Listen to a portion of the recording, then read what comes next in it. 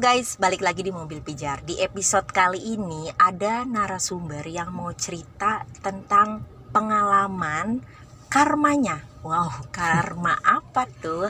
Langsung aja yuk ke narasumbernya. Siang Mas. Siang. Ya. Pertama-tama saya mau makasih dulu ya. Ya. Udah DM ke tim kami untuk mau sharing ya cerita-ceritanya. Bagi kalian yang mau sharing juga bisa banget DM via Instagram ataupun via TikTok atau komen di bawah ini ya. Siang Mas. Siang, ya. Siapa namanya? Arbi. Ini manggilnya Mas Arbi aja. Iya, Arbi aja. Oh, oke. Usia berapa? Sekarang 30 masuk 31. 30 masuk 31. Iya.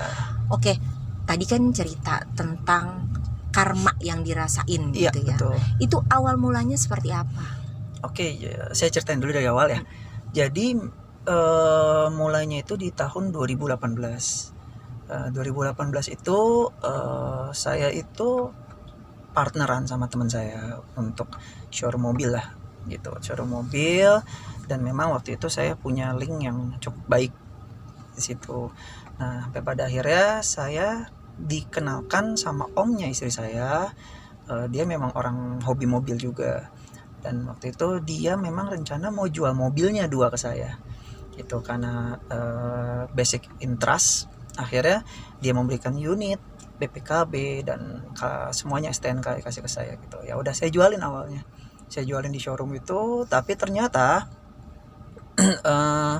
ya mungkin karena saya dulu gaya hidup saya terlalu tinggi ya. Jadi sebelum orang tua saya meninggal itu saya punya gaya hidup yang tinggi, dan waktu itu saya memang dalam keadaan pertama kali untuk berjuang dalam hidup itu. Pada akhirnya ya saya gelap mata, saya menggelapkan mobil itu waktu itu. Okay. Jadi saya gelapin mobil itu, ya udah, uangnya memang ya buat foya-foya lebih tepatnya gitu. Terus dan istri saya pun tuh tidak tahu, jadi menggunakan masalah uang pun dia tidak tahu kalau itu ternyata uang dari hasil penggelapan gitu. Sampai pada akhirnya memang saya berurusan sama kepolisian, dan istri saya itu tahu saat dia terima surat panggilan gitu. Jadi kesalahan saya memang saya tidak cerita juga sama istri saya terkait itu. Surat panggilan, berurusan sama polisi itu sekitar hampir setahunan. Lama ya. Jadi 2019 itu kejadian sampai 2020 itu ya pokoknya disitulah bolak-balik namanya kepolisian tuh. Waktu itu di Semanggi saya ke Bareskrim, bolak-balik. Sebenarnya sih bukan masalah polisinya, tapi masalah mungkin karena saya disumpah-sumpahin waktu itu. Karena memang jujur orang itu tuh butuh uangnya untuk pernikahan anaknya. Oh, I see. Ya, jadi memang saya juga yang salah menghancurkan hidup dia gitu. Sampai pada akhirnya dia sampai minjem ke bank untuk biaya nikah anaknya, karena memang uang itu nggak ada gitu. Yang maksudnya berharap dari jual mobil itu nyata nggak ada. Terus saya singkat cerita 2020 awal akhirnya karena istri saya hamil juga, dan keluarga saya memutuskan ya udah kita selesaiin aja secara damai. Hampir setahun lebih ya kasusnya. Terus akhirnya diselesaikan dengan kasih mobil lagi. Jadi bukan bentuk uang sih, bentuk mobil gitu. Tapi ada, memang saya dulu karena memang keadaan saya waktu itu ya, karena uang yang saya pakai itu kan uang panas ya. Jadi habis aja udah gitu. Nggak berbentuk sama sekali gitu kan. Sampai akhirnya ya udah 2020 keluarga saya selesaiin gitu. Selesai itu urusannya sama kepolisian, selesai. Pokoknya case close lah. Dampaknya sampai detik ini. Oke. Gitu. Tadi kan bilang penggelapan gitu ya. Mau tahu dong cara penggelapan itu gimana? Gampang loh. Jadi kayak waktu itu tuh saya pegang mobil, mobilnya di showroom tempat saya gitu kan. Terus akhirnya karena waktu itu ini mobil gampang dijual gitu. Akhirnya saya minta teman saya yang orang showroom juga, beda toko lah, beda showroom gitu. Saya jual ke dia. Tapi dalam keadaan teman saya pun nggak tahu kalau itu mobil penggelapan gitu. Jadi waktu itu kepolisian sampai interogasi orang yang ngejualnya, karena memang dasarnya teman saya itu yang ngejual nggak tahu gitu. Jadi berujungnya ke saya lagi itu, karena ya itu memang dunia seperti itu gampang sih, kayak mobil motor tuh gampang banget kayak Karena juga tadi surat-suratnya udah lengkap sama Mas ya? lengkap, makanya gampang, biasanya gampang banget, kecuali nggak ada suratnya ya atau apa, itu agak ribet. Ini gampang gitu saya jualnya, jadi ya tinggal bilang ini mobil gua nih mau gua jual gitu. Udah gampang aja. Sorry, tadi kan bilang bahwa showroom itu Mas bukan single fighter ya? Oh iya, bareng. Terus sama tim yang lainnya itu gimana? Oh udah pecah sih Semenjak kejadian itu? semenjak kejadian, dan memang teman rekan saya itu tidak menganggap ada penjualan mobil itu. Jadi Mas benar-benar seorang diri Tanpa dia pun dia tahu itu mobil dijual, tapi dia tidak tahu kalau ternyata itu mobil ya saya gelapin gitu. sih. Jadi ya 2020 itu ya karmanya itu yang kena tuh. 2020 pertengahan, jadi saya tinggal waktu itu di apartemen di Mampang which is itu biaya hidupnya termasuk servis apartemen sebagainya itu cukup besaran. Nah istri saya itu sempat pingsan waktu itu, jadi mungkin karena kerja ya, kecapean kerja dan sebagainya, dia pingsan. Terus saya waktu itu masih kerja, dan saat lagi pulang ke apartemen dia udah kegeletak gitu. Disitulah saya langsung yang bawa ke IGD, dan dokter mendiagnosis waktu itu hampir gugur sampai pada akhirnya saya suruh dia stop kerja. Karena selain sebelum kejadian mobil itu, kita tuh ada hutang yang cukup besar, hutang untuk biaya hidup, untuk gaya hidup gitu, yang itu which is lumayan lah, hampir 3 digit angkanya, 3 digit gitu. Dan ketolongnya waktu itu sama istri saya, karena salary istri saya dulu jauh lebih besar daripada saya bekerja gitu. Jadi kita combine salary itu cukup gitu. Tapi saat istri saya berhenti, kolaps berantakan banget. Sampai akhirnya ya udah istri saya nggak kuat, karena juga ditagi-tagi juga, akhirnya berhentilah dia untuk sama saya. Dari situ awal mulanya 2020 pertengahan bulan Oktober saya masih tinggal di apartemen itu karena saya masih berjuang di situ gitu kan. Terus saya waktu itu sempat nggak bekerja, udah nggak ada penghasilan, apartemen itu juga tagihan menumpuk terus. Saya sempat apartemen itu dimatikan air sama listriknya karena saya nggak bisa bayar, tapi saya masih tinggal di situ. Itu keadaannya. Disitulah titik terendah saya hampir bunuh diri. Di situ titik terendah saya hampir bunuh diri gitu. Itu saya keadaannya sudah di atas balkon teralisnya. Itu lantai 12 apartemen saya. Sorry, berarti seorang diri di keadaan dalam apartemen keadaan apartemen yang unitnya udah nggak bisa nyala lampunya sama airnya. Bener-bener udah kalau kata kasar ya fucked up banget, udah parah banget. Gitu, istri udah tinggal, udah berantakan banget gitu. Terus inilah keajaibannya gitu. Saat saya mau loncat, itu kan namanya orang mau bunuh diri itu kan nutup mata kan, nggak ada yang ngeliat ke bawah dia loncat, pasti dia tutup mata rata-rata tutup mata. Saya udah naik, ya di situ satpam nggak ada yang lihat sih sama sekali karena saya di lantai 12. Terus pas saya lagi mau loncat dalam keadaan merem, itu kan anak saya itu kan masih dalam perut ya, kita belum tahu bentuk mukanya kayak apa. Itu nggak tahu ada sosok anak kecil yang ternyata mukanya sekarang anak saya. Oh ya? Iya, itu keajaibannya. Jadi anak saya cuma bilang sorry ya sorry.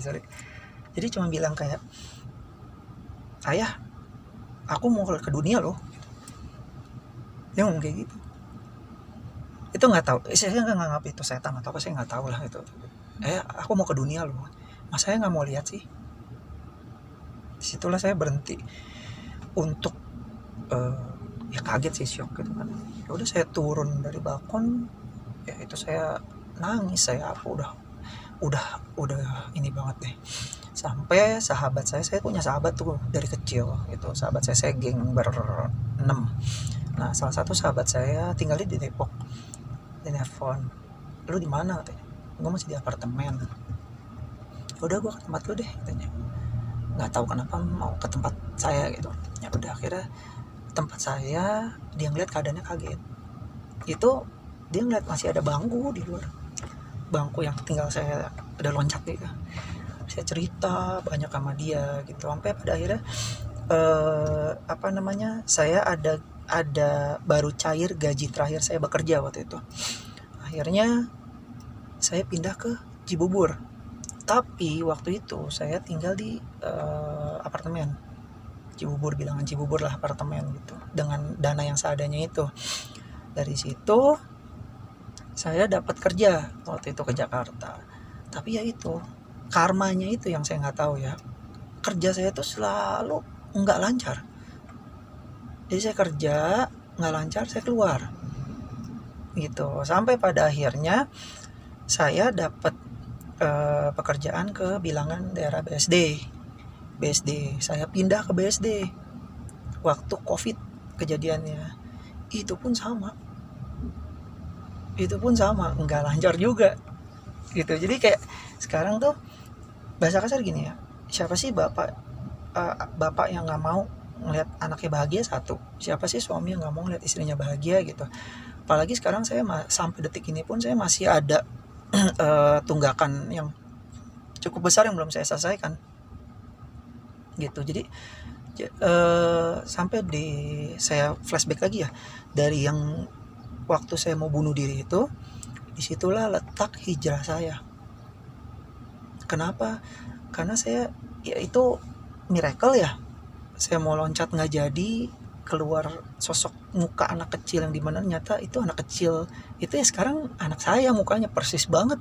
Padahal kan kita belum tahu di perut tuh kayak apa, bentuk mukanya apa belum tahu. Sama semua lah ya, Sama kalau semua, SG. betul. Dari situlah saya mulai hijrah. Tapi memang saya dulu agama tuh nggak baik-baik banget, parah sih, malah lebih ke tahap parah waktu itu.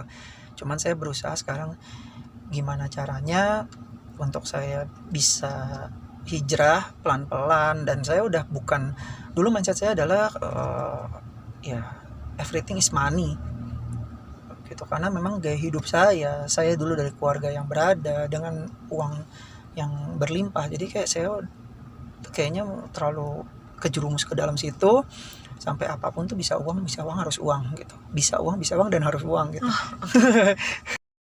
Sekarang sampai detik ini saya bukan, uang memang kebutuhan ya, kita kan butuh gitu, pasti uang butuh. Cuman balik lagi, saya sekarang ngerasa kayak hidup sih, waktu, terus kebersamaan, itu yang saya belum dapatin sampai sekarang gitu. Oke. Tadi kan bilang bahwa memang banyak hutang lah ya, dan juga melakukan penggelapan karena gaya hidup. Yes. Saya boleh tahu nggak gaya hidupnya tuh apa sih gitu? Dan ini gaya hidup sebagai seorang suami sama temen-temennya hura-hura, atau sorry to say sama pasangan? Oh gini ya, jadi gini, saya ini orang yang loyal untuk apalagi ke orang yang sayang gitu. Jadi saya ada uang, ya udah saya jor-jorin, mau beli apa, beli ini ya udah gitu. Dalam keadaan istri saya tuh nggak tahu kalau uang itu memang uang haram saya gitu. Dan saya mau beli apa, ini gitu. Dan memang gaya hidup kita dari segi makan, dari segi apa gitu, udah terbiasa dulu seperti itu. Dan terbawalah suasana sampai terakhir saya sebelum kolaps total gitu. Jadi ya teman-teman saya tuh tahu saya kayak gimana. Mereka tuh sampai amazed itu di tahap yang dulu, sorry ya, saya tuh dari zaman sekolah itu saya tidak pernah mau makan di warteg, makan pecel lele pinggiran itu saya Sultan dong lu ya? enggak sultan juga sih. Cuman saya agak menghindari hal-hal itu gitu. Ya karena dulu mungkin orang tua ada juga Yes, kan. betul gitu. Ya kenanya dan menikmatinya sekarang keadaan-keadaan seperti itu, ya ternyata saya sampai tahap itu gitu. Dan mungkin ya kalau istri kan, ya saya ngerti lah, istri itu kan pengennya kenyamanan gitu kan, ngerasa aman hidup. Nah sekarang kan sampai detik ini pun kita, even kita udah bersama, kita udah dari tahun 2020 kita udah nggak sama-sama, tapi memang belum proses untuk ke arah perceraian gitu. Jadi even kita nggak bersama-sama, ya karena saya tahu lah istri saya tuh ya namanya istri tuh kan apa ya, pengen hidupnya seperti itu kan, tenang. Siapa sih yang nggak mau gitu kan, ada keamanan, ada atap rumah dan sebagainya gitu. Ya itu nggak dia dapet.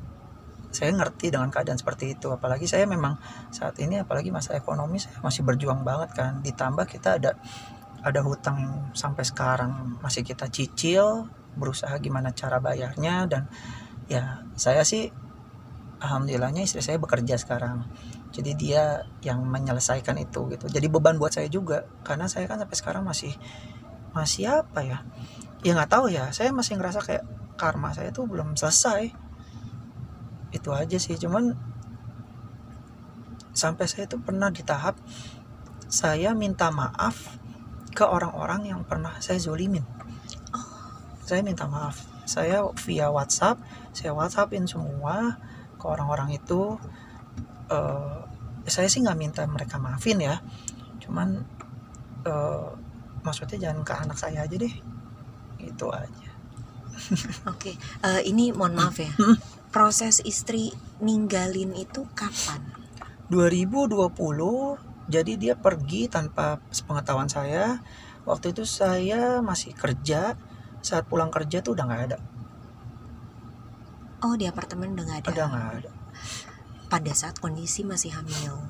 Pada saat kondisi lagi hamil. Iya, lagi hamil. Dia kemana? Ke rumah mertua. Oh, ke rumah orang tuanya pulang ya? Iya, betul. Berarti pada saat proses lahiran ada masnya? Ada. Nemenin Ada. masih? Jadi waktu sampai sebenarnya saya mulai renggang jauh itu saat istri saya sudah mulai bekerja. Itu which is di 2021 pertengahan. Itu benar-benar mulai renggang sampai detik ini. Jadi sebelumnya saya tuh walaupun berpisah, tapi saya masih sering ketemu sama dia gitu. Sampai lahiran anak saya pun saya masih ada di sampingnya. Saya pas dia lahiran pun saya ada di sampingnya gitu. Oke, boleh tahu renggangnya itu karena apa? Karena memang istrinya udah nggak waktu gitu ya, karena orang kerja kan office hour gitu, atau gimana? Gini, orang kan pikirannya realita ya, keadaan sekarang gitu. Dan saya itu kan dulu prinsip itu maunya usaha, dan saya tidak suka kayak kerja 9 to 5 itu. Office hour ya? Iya, dan saya memang dari dulu tuh jiwanya usaha gitu, pengennya usaha, dan selalu gagal. Dan sampai pada akhirnya saya pun bekerja, cuman penghasilan saya tidak terlalu mencukupi, karena dulu saya udah terbiasa dengan bulanan yang di angka 2 digit dan sebagainya. Istri saya pun sama, sampai di tahap yang benar-benar sorry ya kata kasarnya, di UMR itu kan berat ya. Nah renggangnya itu istri saya mulai bekerja, dia bisa menghidupi sendiri sama anak saya, dan saya pun di sini masih berusaha untuk nyari kerja yang benar, nyari untuk sesuap nasi gitu kan, karena buat diri saya sendiri aja saya agak berat juga gitu loh, gimana untuk anak istri saya. Itu sih lebih ke situ. Jadi wajar lah kalau misalkan para istri itu udah di tahap seperti itu gitu kan, udah bisa mandiri, itu wajar sih, saya ngerti kalau hal itu. Ini kan prosesnya udah lumayan lah ya, setahun lebih ya. Ya hampir 2 tahun. Hampir 2 tahun ya, Hampir 2 pisah tahun. rumahnya maksudnya ya. Ini mohon maaf banget, kenapa masih bertahan secara negara? Sayanya nggak mau sayanya juga nggak mau talak gitu kan, karena apa ya, saya dulu tuh pacaran tuh dari zaman sekolah tuh banyak lah cewek-cewek gitu. Nah saya menemukan wanita ini waktu itu kan orang tua saya sakit ya, jadi ibu saya tuh di RSPP, ayah saya di RSPAD Di waktu yang sama. di waktu yang sama sakitnya, jadi dua-duanya masuk rumah sakit. Dan waktu itu kan memang orang tua saya divorce ya. Saya dari keluarga yang broken home. Nah ayah saya tuh menikah lagi sama ibu tiri saya, dan ibu tiri saya masih ada sampai sekarang gitu. Nah itu tuh pisah rumah sakitnya, tapi istri saya tuh ngebantu ngejaga ibu saya, ngejaga ayah saya waktu masih kuliah. Waktu itu kita masih kuliah berdua. Berarti pacar dulu ya Iya, masih iya. statusnya. Dan itu titik dimana saya ngelihat ya wanita walaupun pacar gitu, itu ngerawat ibu saya sampai ibu saya tuh pipis, yang ngebersihin pipisnya tuh istri saya. Itu Padahal di situ ada suster ya. ada suster dan ada saya juga. Oh. Cuman dia yang bersihin. Terus ayah saya waktu itu nggak mau makan. Saya nggak mau makan. Terus waktu itu sebelum koma sih, berapa hari sebelum koma, dia pengen beli apa ya, abuba misalnya, karena kesukaan dia tuh abuba, stik abuba itu. Udah sakit banget, terus nggak mau makan juga. Terus ayah saya minta istri saya datang untuk nyuapin. Mau tuh, itu disaksikan sama tante-tante saya di situ, makan pertama kali di situ gitu. Segitu ininya ya, segitu orang tua saya sayang ya. Dan sebelum meninggal ibu saya tuh bilang bahwa kamu harus menikah. Oh, jadi orang tua nggak nyaksiin ya? Nggak nyaksiin, kamu harus menikah. Itu ibu saya tuh sebelum meninggal dan masih dalam keadaan sadar gitu. Ayah saya itu nggak ada yang tahu ceritanya. Jadi gini, ini keluarga saya siapapun nggak ada yang tahu, termasuk istri saya. Jadi ayah saya tuh koma. Terus saya kan ya biasalah, namanya orang lagi koma kan di ICU. Waktu itu saya cuma nangis, terus saya bangun gitu loh. Masa nggak mau ngeliat sih apa namanya, aku lulus dan sebagainya, saya lulus, bangun gitu, nggak bangun, koma masih tapi masih detak jantung, masih nyata. Terus itu cukup lama tuh, hampir sejam. Dan dokter bilang ini udah ya, tinggal nunggu waktu. Tapi gini, kayak nggak meninggal gitu loh, lama banget, hampir sejam lebih lah. Sampai saya cuman lagi dalam keadaan nangis, saya cuman bisik ke ayah saya bahwa saya maafin ayah saya. Jadi ayah saya tuh ya biasalah, masa kelam lah, itu udah ceritanya gitu kan. Saya bilang saya maafin ayah saya, dan papa pengen aku nikah nih sama apa istri saya gitu kan, pengen nikah. Ya udah, aku akan janji akan nikahin dia. Meninggal, langsung meninggal, langsung tit. Di situ nggak ada siapa-siapa ya, kecuali ada tante saya. Oh, ada tante. Jadi saya tuh dalam keadaan koma itu dipanggil sama keluarga saya itu. Jadi panggil udah koma, ternyata tuh udah koma sekitar 2 jaman. Karena saya waktu itu, saya lagi dari mana sih, Pak, saya lagi pergi masalah. Udah 2 jaman di ICU, nggak meninggal. 1 jam ketemu saya bisik-bisik terus, saya ngobrol terus, nggak suruh biasa kan kalau di muslim tuh bacain syahadat. Saya bacain syahadat, nggak meninggal. Cuman saya ngomong hal itu, meninggal. Ya. Itu sih itu. Kalau ibu saya sehari sebelum meninggal, dia pesan itu. Dan ibu saya, jadi teman saya tuh, sahabat-sahabat saya pada datang tuh ke rumah jenguk ibu saya. Sampai sekarang sahabat saya pun masih di pikiran mereka gitu, bahwa ibu saya tuh nitip saya di teman-teman saya, dan kalian nih pasti berhasil bareng-bareng gitu. Sampai sekarang makanya kita solid gitu. Okay. Sama ya itu, ibu saya bilang nikahin, jaga, ya udah. Tapi mohon maaf, dari pihak istri ada berusaha untuk proses Oh, penggugatan nggak? sampai sekarang sih saya nggak tahu ya ada proses atau enggak, cuman sampai sekarang sih saya belum ngerasain itu. Ya, karena kan dipanggil ya kalau. Iya, biasanya dipanggil, dan juga mertua tuh udah jujur ya, lebih kayak udah nggak nganggap saya sih. Menurut saya udah nganggap saya sebagai sebagai apa? Suami. Iya, sebagai suaminya istri saya gitu, udah nggak nganggap. Kalau saya lihat ya. Gitu. Iya iya. Kedepannya harapannya apa nih? Harapan saya ya, jujur utama yang saya lagi kejar itu adalah saya ada tempat tinggal. Gitu. Saya tahu istri saya tuh sebenarnya gimana ya, secara nggak langsung, even istri saya sampai sekarang tuh sama saya udah apa sih, udah cekcoknya banyak lah, sampai istri saya kayak udah nggak peduli juga sama saya gitu. Cuman saya tahu di balik itu kayak ayo dong ngapain gitu loh, ayo dong kasih kita tempat tinggal gitu, karena saya tahu istri saya pun butuh keamanan, kenyamanan, itu butuh itu gitu, dan perkembangan anak saya gitu.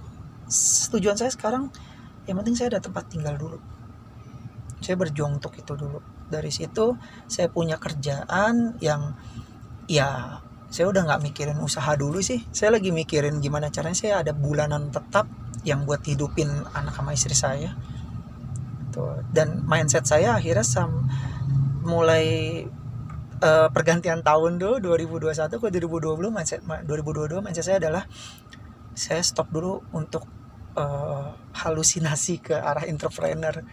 Yang penting saya bisa hidup dulu, anak istri saya bisa terjamin di 2022 ini. Paling utama utang kita selesai, karena itu yang bikin mental kan. Apa sih kalau namanya utang? Ya beban pikiran, beban Kayak semuanya. telepon lah, didatengin debt collector apa, itu sih. Oke. Seandainya nih ya, anak istri nonton, ada nggak yang mau disampaikan? Sabar, karena istri saya bilang, dia sempat keluar kata-kata, saya tahu itu kata-kata kayak udahlah kamu hidup tuh udah hidup di karma gitu loh. Dan dia udah bilang saya nggak mau hidup di karma kamu gitu loh, yang karma sekarang yang terjadi sama saya gitu, yang saya rasakan. Saya cuma bisa pesan sama istri saya, sabar. Saya memang saat ini belum bisa baik, sama sekali belum bisa baik, tapi hati saya tuh seorang bapak ke anak saya, hati saya sebagai suami ke istri saya tuh, aduh gimana ya, kayak keadaan kita tuh nggak punya apa-apa, nggak bisa apa-apa, tapi pengen ke mereka ngebahagiain gitu. Yang dulu caranya itu salah, memang kan dulu saya caranya salah kan untuk ngebahagiain istri saya gitu. Dan saya lagi di tahap yang mau cara benar, tapi ya ini karmanya ini gitu. Sampai pada akhirnya tuh keluarga saya, itu kakek saya sampai bilang, ngasih opsi nih, di tahun ini saya pesantren, opsi gitu. Dan saya nggak ambil itu gitu. Sampai sekarang saya belum kasih jawaban kenapa. Apa yang bisa dijaminkan ke saya kalau saya masuk situ? Sorry, dijaminkan dalam arti anak istri saya gimana? Satu. Kedua, kalau saya masuk pesantren, apakah itu kan, sorry ya, untuk lebih baik itu kan kembali lagi ke diri sendiri. Mau kita tobat atau apa, itu kan kembali ke diri sendiri gitu. Lebih ke situ sih. Jadi kayak saya cuma bisa bilang ke istri saya, ya sabar, insya Allah ya perjuangan ini nanti ada kisahnya sih, ada ceritanya gitu. Cuman ya sampai sekarang saya cuma pengen apa ya, pengen bisa sama istri saya tuh gini, pikiran istri saya tuh berbeda sama saya. Mindsetnya istri saya itu berbeda sama saya gitu. Tapi saya pengen gimana caranya, yuk kita sama-sama ngobrol, apa sih gitu loh keluh kesahnya. Kalau misalkan masalah uang itu udah pasti lah, kalau masalah uang tuh udah pasti gitu. Cuman apa sih keluh kesahnya? Dan tiap hari saya kayak misalnya sama istri saya ini seminggu paling cuma sekali kontaknya, sekali 2 kali gitu. Itu aja sih. Dan saya pengen, jujur saya cuman pengen satu sih, saya selalu bilang ke istri saya bahwa saya ingin kalian itu nanti hidup nyaman, aman, dan bahagia. Memang sekarang saya berat kena karma dan sebagainya gitu. Nih terakhir, tadi kan ngerasa pokoknya ini karma karena memang perlakuan diri sendiri gitu ya.